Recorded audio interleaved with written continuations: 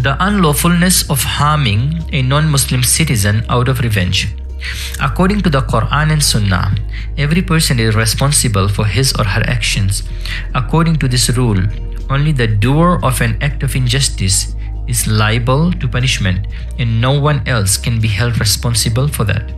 The punishment for his or her crime cannot be awarded to his or her family, friends or tribe. God says, وَلَا تَقْتَسِبُ كُلُّ نَفْسٍ إِلَّا عَلَيْهَا وَلَا تَزِرُ وَازِرَةٌ وِزْرَ أُخْرَى ثُمَّ إِلَى رَبِّكُمْ مَرْجِعُكُمْ فَيُنَبِّئُكم بِمَا كُنتُمْ فِيهِ تَخْتَلِفُونَ.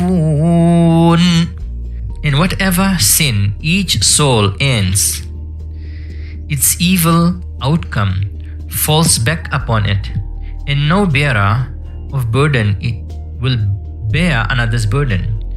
Then you are to return to your Lord alone, and He will inform you of that wherein you used to differ.